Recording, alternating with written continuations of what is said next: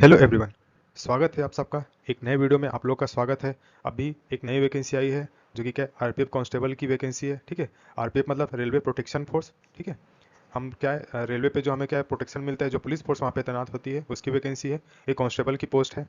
इस वीडियो में हम लोग सभी डिटेल्स जानने वाले हैं। एज क्राइटेरिया क्या है, क्या क्या क्वालिफिकेशन है, ठीक है, कि कौन से एज वाले इस फॉर्म को भर सकते हैं। तो चलिए आगे बढ़ते हैं। देखिए, यहाँ पर देख सकते हैं opening date of application. Exam form fill करने का जो डेट है 15/4/2024, मतलब आज से स्टार्ट हो चुका है। ठीक है, क्लोजिंग डेट ये बंद कब होगा, 14 मई को। ठीक है, 14 मई 2024 को 11:59 पे, मतलब रात पे ये क्या हो जाए, क्लोज हो जाएगा। ठीक है, यहाँ पे क्या date for modification window for correction. यदि हमको लगता है कि हमने कहीं पे कुछ गलत कर दिया है तो उसके लिए क्या मॉडिफिकेशन वाला जो डेट है क्या है, 15 मई से लेकर 24 मई। ठीक है, यहाँ पे क्या 10 दिन इन्होंने दिया है मॉडिफिकेशन के लिए, यदि हमको लगता है कहीं पे कुछ हमने बाय मिस्टेक कुछ गलत फिल कर दिया है डिटेल्स में। ठीक है, हम क्या करते हैं, यदि बात करें पे लेवल की, तो क्या है लेवल 3 वाली पे लेवल मिलेगी हमें। इनिशियल पे हमको मिलेगा 21,700 रुपये। ठीक है, मेडिकल स्टैंडर्ड की बात करें तो B1 मेडिकल स्टैंडर्ड रहेगा। एज की बात करें तो 1/7/2024। ठीक है, 1/7/2024 तक हमारा 18 से 28 साल के बीच में हमको चलना चाहिए। आगे हम लोग एज रिलैक्सेशन के बारे में बात करने वाले हैं। जैसे यहाँ पर देख सकते हैं 3 साल का एज रिलैक्सेशन भी मिलने वाला है ड्यू टू कोविड-19 जो पैंडेमिक जो हुआ था उसके कारण। ठीक है, टोटल नंबर ऑफ वैकेंसी की बात करें तो क्या है 4208। ठीक है, काफ़ी अच्छे अमाउंट में वैकेंसी आई है। ठीक है, तो यहाँ पर आप सभी लोग को चूकना नहीं है, एक पोस्ट जरूर लेके रहना है। आगे आते हैं, पूरे थोड़ा डिटेल्स में जाए। ठीक है, ये चीज़ मैंने बता दिया, मेडिकल स्टैंडर्ड B1 चाहिए हमें, 3 साल का एज रिलैक्सेशन मिलेगा। ठीक है, पे क्या है 21,700 रुपये B1 का मेडिकल स्टैंडर्ड। जो पर्सनल विद डिसेबिलिटी से, मतलब जो दिव्यांगजन है उन लोग के लिए ये वाला पोस्ट नहीं है। ठीक है, यदि हम क्या एजुकेशनल क्वालिफिकेशन की बात करें तो हमें क्या 10th पास होना जरूरी है। ठीक है, जिन्होंने भी 10th पास किया है वो क्या है इस एग्ज़ाम के लिए एलिजिबल है। आगे आते हैं, वैकेंसी ब्रेकअप की बात करें तो यहाँ पर देख सकते हैं हमारे पास में अनरिजर्व मेल की बात करूं तो 1450 पोस्ट है। ठीक है, एससी की बात करें तो 536, एसटी की बात करें 268, ओबीसी की बात करें तो 966, ईडब्ल्यूएस के लिए 357, टोटल 3577 पोस्ट होती है। वहीं यदि हम फीमेल की बात करें तो अनरिजर्व के लिए 256, एससी के लिए 95, एसटी के लिए 47, ओबीसी के लिए 170, ईडब्ल्यूएस के लिए 63, टोटल 631। ठीक है, और यहाँ पे क्या जो 10% जो वैकेंसी है वो क्या एक्स सर्विसमैन के रिजर्व रहेगी। ठीक है, हमारे पास अराउंड 4200 के आसपास वैकेंसी है, तो उसका 10% 420 हो जाएगा। यहाँ पर देख सकते हैं एक्स सर्विसमैन और फीमेल के लिए क्या है जो रिजर्वेशन हो क्या है 10 से 15% के बीच में जो टोटल वैकेंसी का रिजर्वेशन रहेगा। ठीक है, यहाँ पर साफ साफ लिख दिया गया है। आगे आते हैं, यहाँ पर एक दो चीज काफी इंपॉर्टेंट है। एज की बात 18 से 28 साल के बीच में हमारा एज होना चाहिए। आगे इस टॉपिक पर हम आने वाले हैं। ठीक है, यदि हम यहाँ पर बात करें तो अगले लाइन क्या है, candidate must have their own active mobile number और एक्टिव ईमेल आईडी होना चाहिए। मतलब ठीक है, तो ये तो सभी के पास में होगा, तो इसमें ऐसा ज़्यादा कुछ जानकारी नहीं है। अगले स्लाइड पे बढ़ते हैं। यहाँ पर आते स्टेज ऑफ एग्जामिनेशन में। यहाँ पे क्या है, सबसे पहला स्टेज क्या होगा, सीबीटी कंप्यूटर बेस्ड टेस्ट होगा। वहाँ पे क्या एग्जाम होगा, उसके बाद क्या कैंडिडेट्स जो है शॉर्टलिस्ट होंगे अगले स्टेज के लिए। अगले स्टेज हमारा क्या होगा, पीईटी होगा, फिजिकल एफिशिएंसी टेस्ट, और पीएमटी होगा, पीएमटी मतलब फिजिकल मेजरमेंट टेस्ट। ठीक है, उसके बाद डीबी होगा। यहाँ पे क्या है 10 times the number of vacancy in each category, मतलब क्या है जो टोटल वैकेंसी उसके क्या 10 गुना कैंडिडेट लोग को बुलाया जाएगा। ठीक है, यहाँ पर ये कहना चाह रहा है। नेगेटिव मार्किंग की बात करेंगे तो क्या 1/3 है। ठीक है, 1/3 मतलब क्या है 0.33 नंबर कटेगा यदि मैंने एक क्वेश्चन गलत किया तो। ठीक है, आगे आते हैं, यदि आप में से कोई जो कैंडिडेट है SC ST का है, ठीक है, तो क्या है वो रिक्वेस्ट पर क्या कर सकता है, फ्री ट्रेन ट्रेवल फैसिलिटी क्या कर सकता है, अवेल करवा सकता है। ठीक है,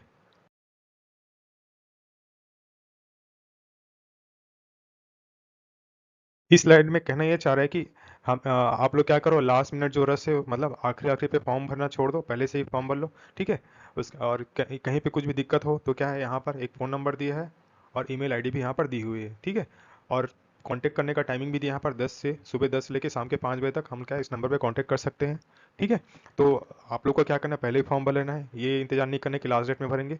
लास्ट डेट में यही होगा फिर फॉर्म फिल ही ना हो। ठीक है, आगे आते हैं, मेडिकल फिटनेस की बात करें तो क्या है B1 मेडिकल स्टैंडर्ड होने वाला है। ठीक है, तो B1 एक नॉर्मल मेडिकल स्टैंडर्ड बोल सकते हो। ठीक है, मेडिकल में हमारे पास हमको flat foot, knock knee, स्क्वेंट eyes, colour blindness और बाकी जो डिफॉर्मिटीज़ या बोल सकते हो थोड़ा सा निगेटिव जो चीज़ रहेगी जो हमारे प्रोटेक्शन फोर्स को हार्म करेगी, तो वो सब जो चीज़ है आपके पास नहीं होना चाहिए, वो जो डिफिशियंसी है वो आपके पास नहीं होना चाहिए। ठीक है, आगे आते हैं, यदि हम बात करें एग्जैक्ट डेट की बात करें कि हम कोई भी कैंडिडेट कब से कब तक के बीच में उसका डेट ऑफ बर्थ है तो एलिजिबल है, तो यहाँ पर क्लियरली मैंसनड है। यदि कोई कैंडिडेट अनरिजर्व और EWS का है तो उसका डेट ऑफ बर्थ 2/7/1996 है। उसके बाद का होना चाहिए। वहीं यदि कोई कैंडिडेट ओबीसी का है, ठीक है, तो 2/7/1993 के बाद का होना चाहिए। सिमिलरली यहाँ पर देखिए SC ST के लिए बात करें तो 2/7/1991 के बाद का बर्थ होना चाहिए, ठीक है। तो यहाँ पर एक अच्छा ही उन्होंने क्या किया, पहले से बता दें कि कौन जो कैंडिडेट है कौन सी डेट ऑफ बर्थ से लेके एलिजिबल है, ठीक है। आगे बढ़ते हैं। यदि हम देखिए एज लिमिट की बात करें तो 18 से 25 साल, लेकिन क्या 3 साल के उन्होंने एज रिलैक्सेशन दिया है कोविड-19 पैंडेमिक के कारण, ठीक है। तो फिर ये तो काफ़ी अच्छी बात होगी। इसके अलावा यदि कोई कैंडिडेट SC ST का है तो उसको 5 साल की अलग से छूट मिलने वाली है। सिमिलरली ओबीसी का कैंडिडेट है तो उसको 3 साल की अलग से छूट मिलने वाली है। इसके अलावा अनरिजर्व AWS का कोई कैंडिडेट है, ठीक है, तो उसको 3 साल की छूट और मिलने वाली है। बाकी आप ये सब चीज़ और देख सकते हो। आगे आते एग्जामिनेशन फीस की बात करें, ठीक है, तो एग्जामिनेशन फ़ी हमारे लिए क्या है, 500 रुपये है। ये 500 रुपये किन लोगों के लिए, ठीक है, तो इसके लिए क्या हम नंबर 2 पे आते हैं। यहाँ पर क्या है, जो candidate SC ST ex serviceman हो, फीमेल हो, माइनॉरिटी हो और EBC का हो, इतने कैंडिडेट लोग को फी पे करना है 250। इसके अलावा जितने कैंडिडेट आते हैं अनरिजर्व के हो, अनरिजर्व जो बॉयज़ हो या OBC बॉयज़ हो, मेल हो, उन लोगों को क्या है, हमको सबको 500 रुपये फी पे करना है, ठीक है। यहाँ पर क्या लिखा है, only candidate who attend CBT will get a refund of their own examination फी, ठीक है।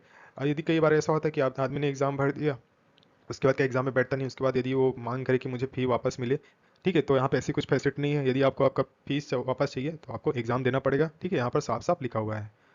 यहाँ पर आगे देखिए, candidate must clearly mention the bank details, ठीक है। आपको क्या है, एग्जाम फॉर्म भरते टाइम में बैंक का नाम, बैंक का डिटेल्स जो है, card account holder, IFSC code, ये सभी आपको भरना है, ठीक है। और जो भी 400 रुपये और 250 रुपये जो भी फीस रहेगी वो आपकी वापस हो जाएगी, ठीक है। तो यहाँ पर हम बोल सकते हैं जो 100 रुपये है, 100 रुपये ही एग्ज़ाम फ़ी है, बाकी 500 में क्या 100 रुपये एग्ज़ाम फ़ी हो जाएगा, 400 रुपये आपके अकाउंट में आ जाएगा। और लेकिन यहाँ पे जो SC ST ex serviceman female वाले माइनॉरिटी कैंडिडेट्स हैं, उन लोग के लिए क्या है, 250 रुपये वापस उनके अकाउंट में आ जाएंगे, ठीक है। आगे आते हैं, पैटर्न सिलेबस की बात करते हैं। तो यहाँ पे क्या है, 90 मिनट का एग्जाम होगा, 120 क्वेश्चन हमें देखने को मिलेंगे, ठीक है। हर एक सही उत्तर के लिए 1 नंबर मिलने वाला है। और यहाँ पे क्या, यदि हमने क्या है, कोई क्वेश्चन अटेंड किया, हमसे गलती से क्वेश्चन गलत हो गया, तो 1/3 मतलब 0.33 नंबर हमारे मार्क्स डिडक्ट हो जाएंगे, ठीक है। और यहाँ पे साफ साफ लिखा है, normalisation of marks will be done for CBT held in multiple shift. यहाँ पे क्या नॉर्मलाइजेशन का भी प्रोसेस होगा। यहाँ पे क्या मिनिमम पास परसेंटेज क्या है, OBC और अनरिजर्व AWS के लिए क्या 35% और ST ST वालों के लिए 30% है, ठीक है। यहाँ पे क्या, the marks scored in CBT shall be counted for short listing of candidate for further stages of this recruitment process, ठीक है। यहाँ पे जो आप CBT में जो भी मार्क्स लाएंगे उसके बेस पर क्या है, अगले स्टेज के लिए आप लोग क्या है एलिजिबल होंगे, उसी के हिसाब से आप लोग को शॉर्टलिस्ट किया जाएगा। आगे आते सिलेबस की बात करें, ठीक है, तो सेम यहाँ पर SI की जैसा ही सिलेबस है, ठीक है। मैथ्स आएगा 35 नंबर का, रीजनिंग आएगा, यदि लेमन लैंग्वेज में बात करें तो क्या है, रीजनिंग 35 नंबर का, general intelligence and reasoning 35 number का, ये मैथ्स हो जाएगा। अरिथमेटिक बोल सकते हैं 35 नंबर का, और जनरल अवेयरनेस हमारे पास है 50 नंबर का, ठीक है। जनरल अवेयरनेस बोलने से कंप्लीट सिलेबस ये कवर कर देता है, ठीक है। यहाँ पर आप देख सकते हो लास्ट लाइन कंप्लीटली यहाँ पे मेंशन है, history, art and culture, geography, economics, general polity, Indian constitution, sports, general science, ठीक है। फिर यहाँ पे क्या है, जनरल अवेयरनेस, करंट अफेयर्स भी इंक्लूड हो जाता है, ठीक है। यहाँ पे लिखा भी है करंट इवेंट्स। तो मतलब कि आपको यदि GS की तैयारी करें तो कंप्लीट प्रिपरेशन होना चाहिए। वही रीजनिंग की बात करें तो यहाँ पे सिलेबस दी है, इसी के हिसाब से आप लोग को तैयारी रखना है। आगे बढ़ते हैं, PET की बात करें, PMT की बात करें, ठीक है। तो यहाँ पे क्या है, 10 times the short fall will be called for PET या PMT, ठीक है। तो 10 गुना कैंडिडेट लोग को बुलाया जाएगा।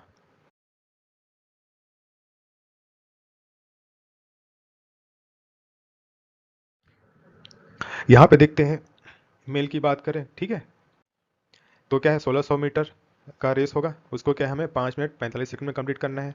800 मीटर का रेस जो है ये फीमेल लोग के लिए होगा, उसको फीमेल लोग को 3 मिनट 40 सेकंड में 800 मीटर का जो रेस है उसको कंप्लीट करना है। लॉन्ग जंप की बात करें तो मेल कैंडिडेट लोग के लिए 14 फीट है और फीमेल लोग के लिए 9 फीट है। हाई जंप की बात करेंगे तो 4 फीट और 3 फीट, ठीक है।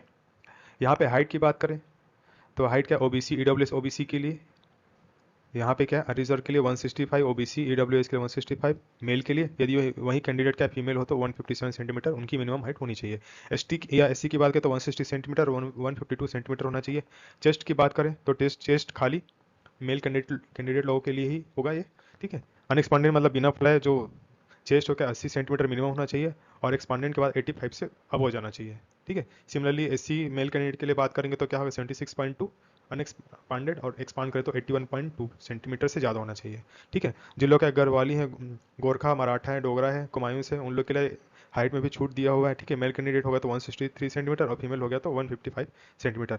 और जो चेस्ट में जो एक्सपांसन वाला जो प्रोसेस है वो जो क्या है सेम ही है, ठीक है। आगे आते हैं, यहाँ पे जो 1600-800 मीटर का जो इवेंट है, ठीक है, ये खाली एक ही चांस मिलेगा, ठीक है। आपको एक ही बार रेस करनी है, आप पास हो गए तो ठीक, फेल हुए तो फिर आपको डबल चांस नहीं मिलने वाला है। लॉन्ग जंप और हाई जंप के लिए क्या यहाँ पर 2 चांस मिलेगा, ठीक है। बाकी यहाँ पर और काफ़ी सारी डिटेल्स आप लोग पढ़ सकते हो। यहाँ पे एक सातवां लाइन क्या लिखा है, PT PMT is qualifying in nature, no marks are to be awarded, ठीक है। ये जो पीटी पीएमटी का जो प्रोसेस है, यहाँ पे आपको कोई एक्स्ट्रा मार्क्स नहीं मिलेगा, खाली आपको पास करना है, ठीक है। आगे आते हैं डीवी की। यदि आपके सभी चीज़ ठीक हो गया तो आप लोग को डीवी के लिए बुलाया जाएगा, ठीक है।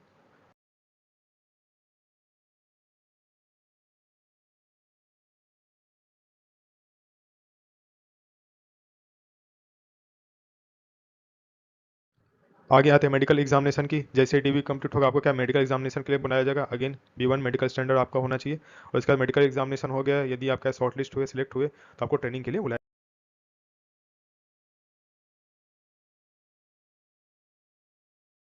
जाएगा, ठीक है।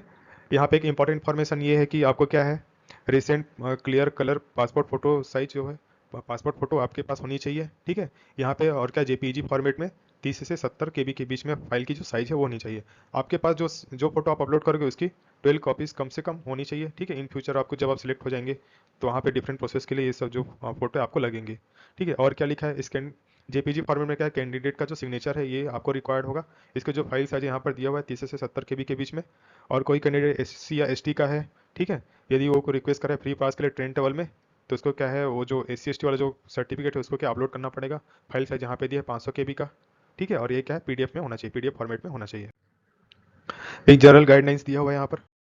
यहाँ पर देख सकते हैं लैंग्वेजेस, मीडियम ऑफ एग्जामिनेशन की बात करें तो यहाँ पे क्या है, हिंदी इंग्लिश, उसके अलावा 13 अलग और रीजनल लैंग्वेजेस रहेंगे जिसमें क्या एग्जाम होगा, ठीक है। बाकी के जो पॉइंट है आप लोग पढ़ सकते हो। आगे आते हैं मॉडिफिकेशन ऑफ एप्लीकेशन। यदि आपसे कहीं पे गलती हो जाए एग्जाम फॉर्म भरते टाइम में, तो आप लोग क्या है, जब मॉडिफिकेशन का लिंक आएगा तो उस टाइम में आप लोग क्या है मॉडिफाई कर सकते हैं अपना जो डिटेल्स है। उसके लिए क्या है, आपको 250 रुपये क्या है ये फी पे करना पड़ेगा, और ये नॉन रिफंडेबल है, मतलब क्या ये पैसा आपको लगेगा, ये पैसा आपको वापस नहीं मिलेगा, ठीक है। एक और बात यहाँ पर है, यहाँ पर ये चीज़ भी मेंशन है कि आप कोई सा भी कैटेगरी से हो, कुछ से भी हो, यहाँ पे कोई मतलब नहीं है। यदि आपको आपका जो एग्जाम फॉर्म है मॉडिफाई करना है, कुछ डिटेल्स आपको भरने हैं, तो आपको 250 रुपये पे ही करने पड़ेंगे, irrespective of the your community और कैटेगरी, ठीक है। और यहाँ पे एक अच्छा बात और भी बोल सकते हो, क्या है, modification of online application will be allowed any number of times, मतलब आप मॉडिफिकेशन कितने बार भी कर सकते हो, बस शर्त ये रहेगी कि आपको हर बार 250 रुपये पे करना पड़ेगा, ठीक है। और यहाँ पर मॉडिफिकेशन का जो डेट है मेंशन्ड है यहाँ पे 15/5/2024 से 24/5/2024 के बीच में आपका मॉडिफिकेशन का जो लिंक है वो ओपन होगा, तो आप लोग वहाँ पर से जाके मॉडिफिकेशन कर पाएंगे। Okay, that's it for today. Hope आपको जो जानकारी है काफ़ी अच्छे से समझ में आया होगा, आपका जो डाउट है क्लियर हुआ होगा। इसके बावजूद आपको कोई भी डाउट हो तो कमेंट में ज़रूर पूछिएगा। चैनल को मेरे सब्सक्राइब कीजिएगा, ठीक है। यहाँ पे क्या है, आपको RPF SIO कांस्टेबल के लिए पूरी तैयारी की कराई जाएगी, ठीक है। तो चैनल को जरूर सब्सक्राइब कीजिएगा। Thank you, have a good day.